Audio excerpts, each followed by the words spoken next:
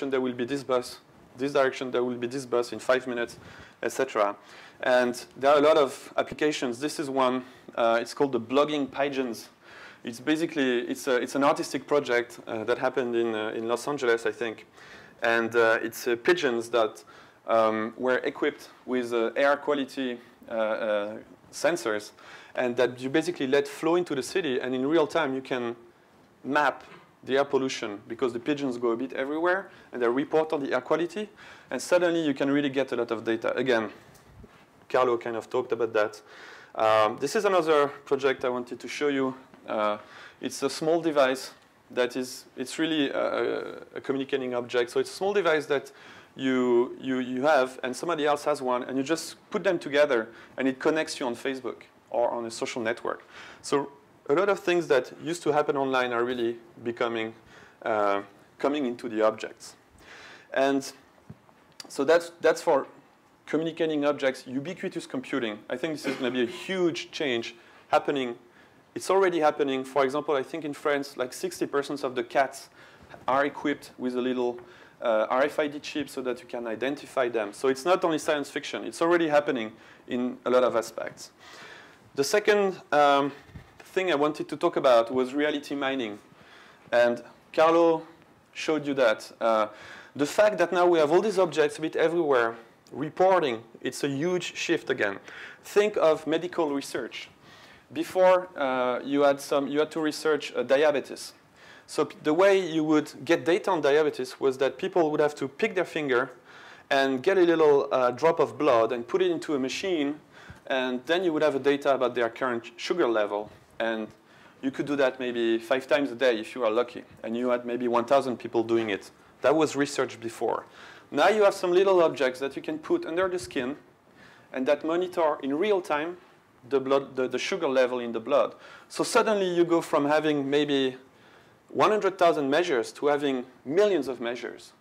And suddenly you can really have very, very good feeling about what's happening in real life. And again, this is what Carlo showed.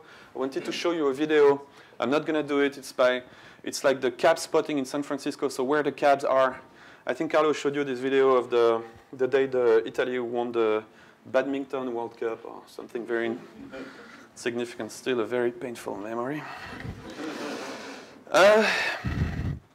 Anyway, another big technical change is the new interfaces. So the way we're going to interact with machines is going to change profoundly. So we are used to the keyboard. The mouse was a big advancement. The iPhone brought to everybody's attention the touch interfaces. But there are some other ones, and I wanted to show you this. This is a little robot that was demoed at Lyft in Asia. It's from one of the guys who was working on the Sony Aibo. And it's a small robot that you can see is extremely expressive. And it costs $300.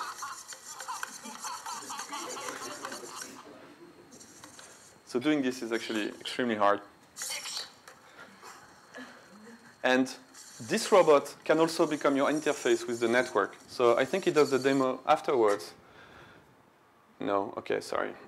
Basically, you can talk to the robot and tell it, please read my emails, and it's going to do it. Also, you don't type a password to the robot. The robot looks at you and recognizes you and starts to offer you what it can do for you. So do you want to make a Skype call, or do you want to get your email, this kind of stuff? And this really represents the new type of interfaces and the new type of link between us and the network and our data. We don't only have, and we won't interact with the internet through a computer always. Another new interface it's a QB1 robot. It's from Frédéric Kaplan, the EPFL, the big engineering school in Lausanne. It's a robot with, it's basically a computer. You interact with him through gesture. So you can see here the shadow of the people in front of it, and you can actually touch the buttons. So you can just go like this, and it's going to start playing music, and you go like this, and you can go through the different music albums. So really some kind of new interfaces. This is another picture.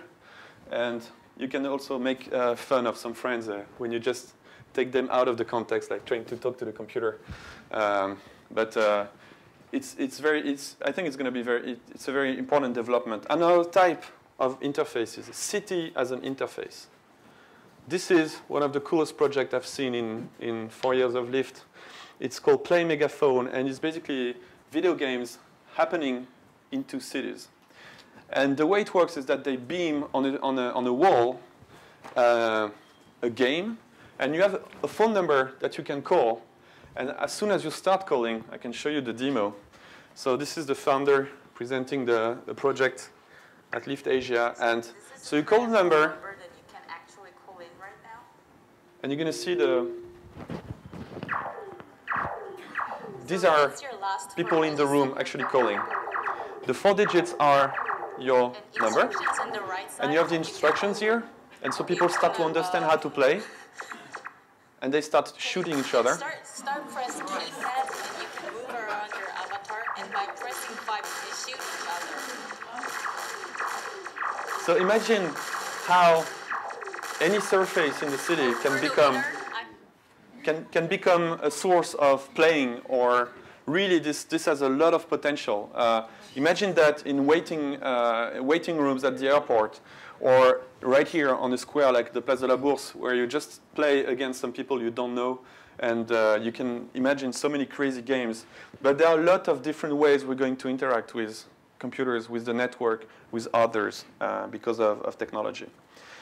The second point I wanted to make about what I see as important technical evolutions is the conversions of services online. So you might have seen in the news that MySpace made a deal with Fox News, that now Fox News will reuse some content from MySpace for what they call the U report, which is the equivalent of the ICNN. Basically, people contributed content for Fox News.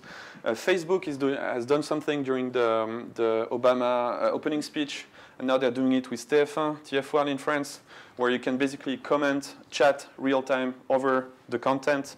And there is also a company that nobody knows about, but that I think is one of the best examples of this convergence. It's called Nexon.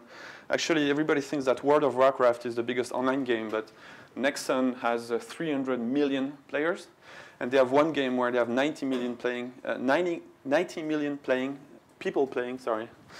And Nexon is kind of convergence of gaming, social networking, because you create an avatar for your players. You can buy some stuff, so there is some micropayments. You can play with your mobile. So everything is kind of converging in a lot of ways, being between the web and TV, between different aspects of the web, like social networking, gaming, etc. And one of the downsides of that, this is the U report I wanted to show you. Quite an interesting initiative. So it will be interesting to see how Fox News responds to having some objective information finally being brought to them, maybe.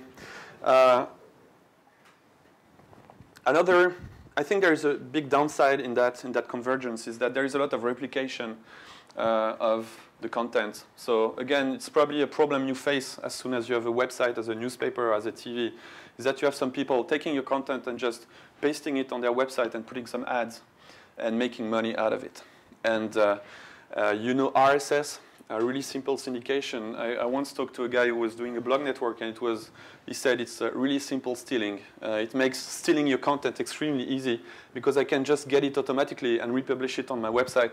I took the example of Robert Scoble, who's a blogger who posted something recently, and actually it's a picture of me, and we went to a chalet after, blah, blah, whatever. And then as soon as he posts, he has like 10 or 20 websites taking his content one-on-one and putting some ads around it and making money off his back. And this is really a big problem, that content starts to be a bit everywhere, and you totally lose the grasp of where it is and where it comes from. And at the same time, you have things converging. You have a lot of things diverging. So Facebook cannot be indexed by Google. Facebook is really a closed web.